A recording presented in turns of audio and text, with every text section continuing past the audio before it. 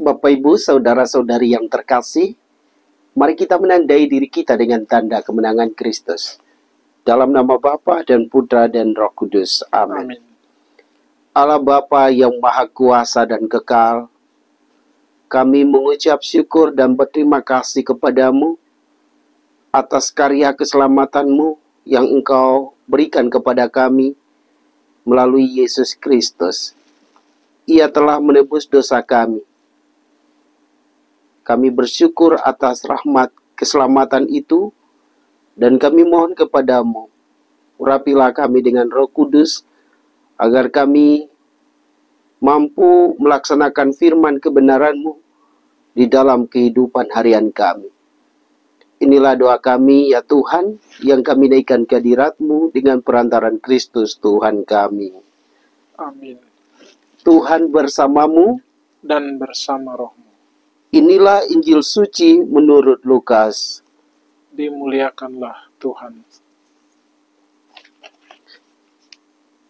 Sekali peristiwa, Yesus berkata kepada orang-orang Farisi, "Ada seorang kaya yang selalu berpakaian ungu dari kain halus, dan setiap hari ia bersukaria dalam kemewahan.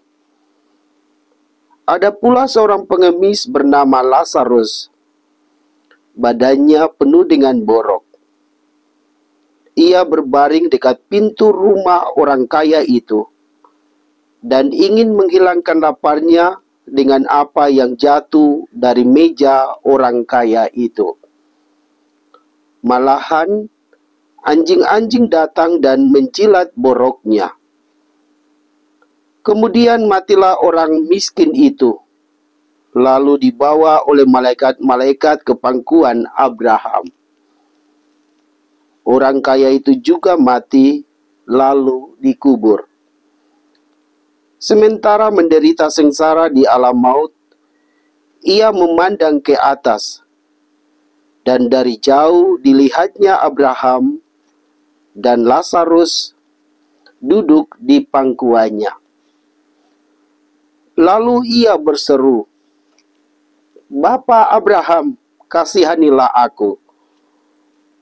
Suruhlah Lazarus supaya ia mencelupkan ujung jarinya ke dalam air dan menyejukkan lidahku, sebab aku sangat kesakitan dalam nyala api ini.'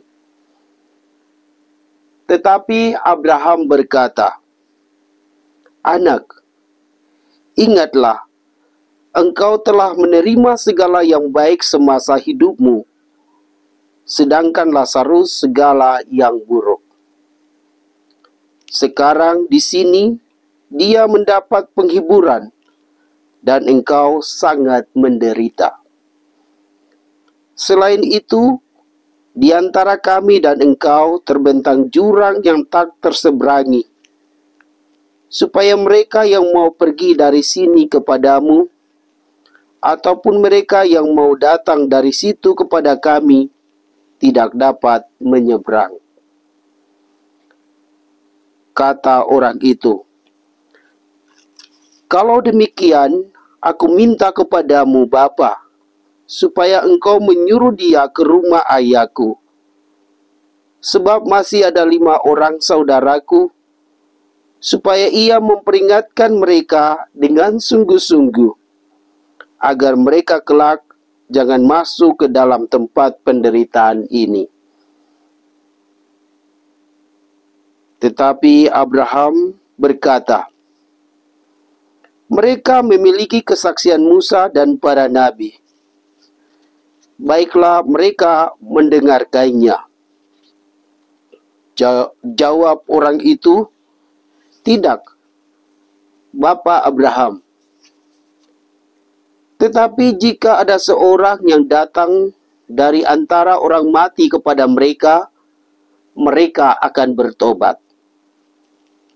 Kata Abraham kepadanya, 'Jika mereka tidak mendengarkan kesaksian Musa dan para nabi, mereka tidak juga akan mau diyakinkan, sekalipun oleh seorang yang bangkit dari antara orang mati.' Demikianlah sabda Tuhan. Terpujilah Kristus. Shalom Bapak Ibu, Saudara dan Saudariku yang terkasih.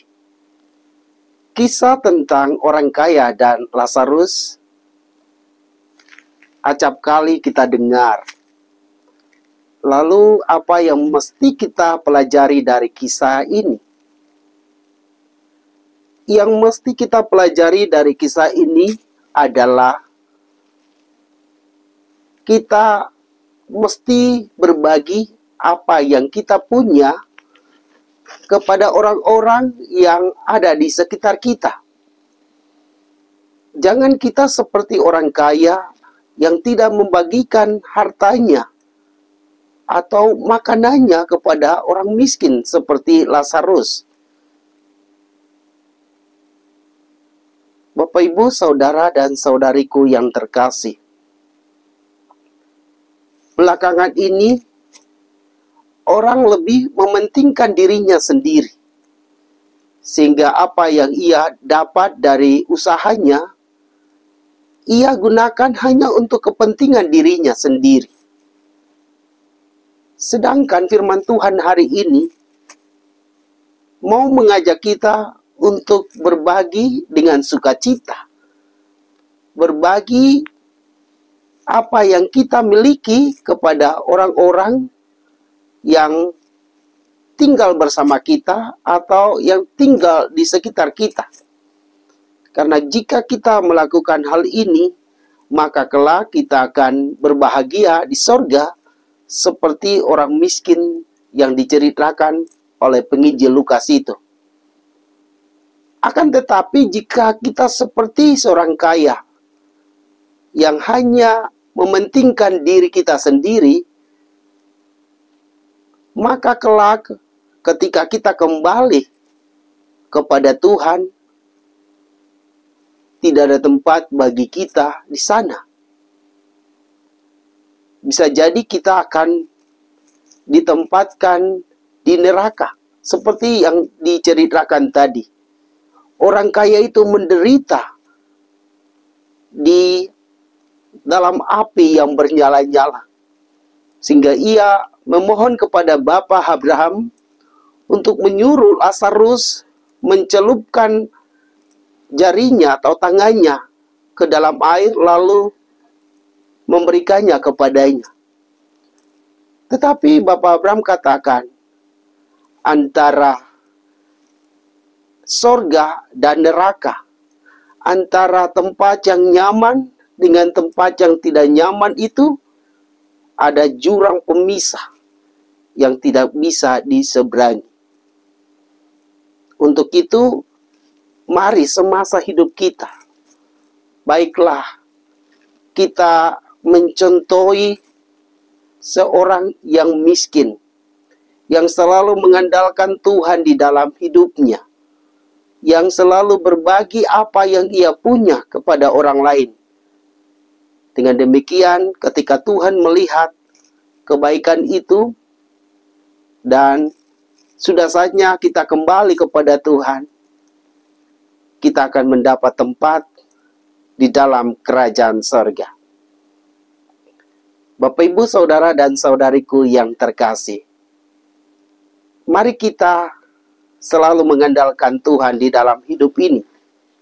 Walaupun mungkin kita berkekurangan, ataupun kita berkelebihan, entah kaya atau miskin, kalau kita selalu melaksanakan kehendak Tuhan dalam hidup, maka kelak kita mendapat tempat di dalam kerajaan sorga. Semoga demikian. Amin. Marilah kita berdoa.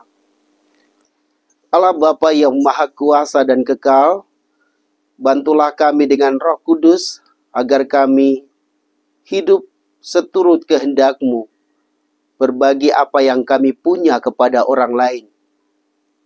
Dan semoga kami tidak seperti orang kaya yang hanya menggunakan kekayaan untuk kepentingan diri kami sendiri. Ya Bapa, inilah harapan kami, yang kami naikkan ke hadirat-Mu dengan perantaran Kristus Tuhan kami. Amin.